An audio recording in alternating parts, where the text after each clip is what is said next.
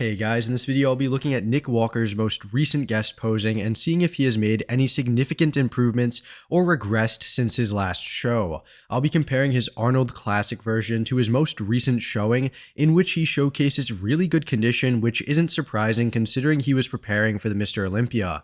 Honestly, I was really impressed with the shape that he brought here, as he looked really dry and grainy, with very solid fullness and surprisingly good lines. He has still managed to keep his waistline relatively streamlined while increasing his overall lat size, which helps him create a really impressive V-taper in, the front double bicep. Now, before the video does start, if you guys enjoy my content, a like and sub would be much appreciated as it helps support the channel. With that being said, let's get into this quick comparison. Alright, here's the front double, and you can see that we don't have the best quality picture for Nick's guest posing. That being said, you can see just how crazy his lats are, and just how full he looks compared to the Arnold Classic. Those arms look massive, his quads look crazy dry, and his lats flare out tremendously. It is sort of hard to do an accurate comparison due to the difference in the angle, however you can clearly see that his conditioning is spot on in both versions. There really isn't much to say here, apart from the fact that he does appear fuller now, and definitely looks to have improved his arms and lats, or at the very least improved his peak.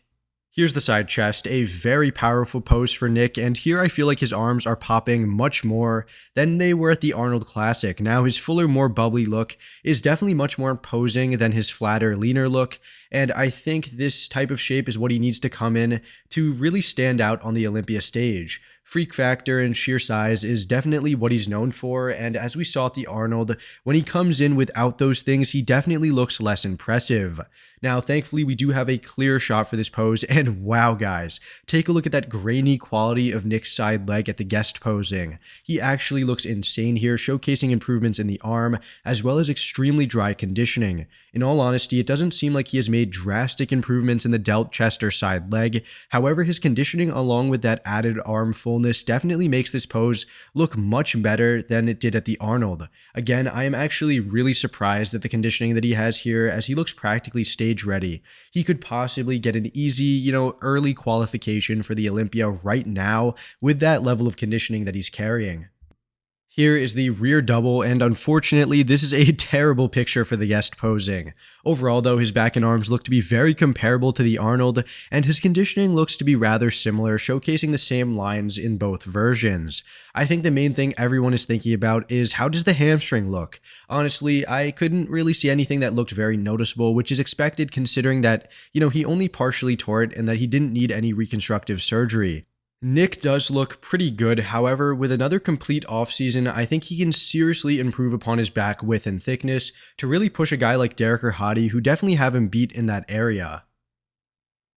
Here is a look at the most muscular pose, and thankfully we now have a very clear picture.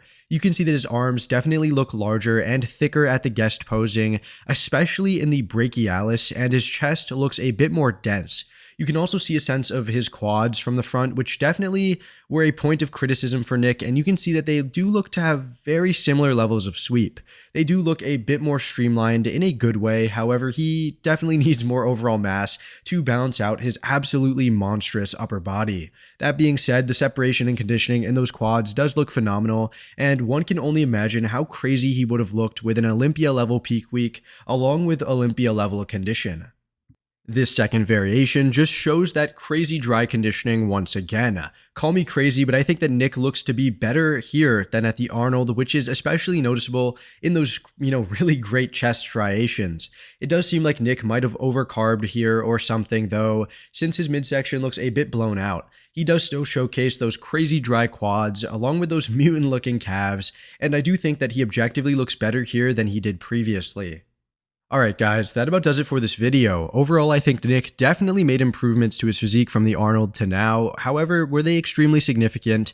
I don't necessarily think so. He does look to be drier here and probably peaked better and brought a fuller look, but in terms of muscle for muscle, I think he still needs more quad sweep and more back, but that could be debatable since he already does have a world-class back. I personally don't think that he would have defeated Hadi or Derek, even with this drier conditioning, but, I also think that this is mainly due to his lower body imbalance. However, I guess, we'll never really know. Hopefully, he will be training at 100% soon and come back to the Olympia with a vengeance. Anyways, I hope you guys enjoyed this shorter video. Let me know down below if you think that Nick's shape here could have won the Olympia, or if you guys were even impressed, and I'll see you all in the next one. Thanks for watching.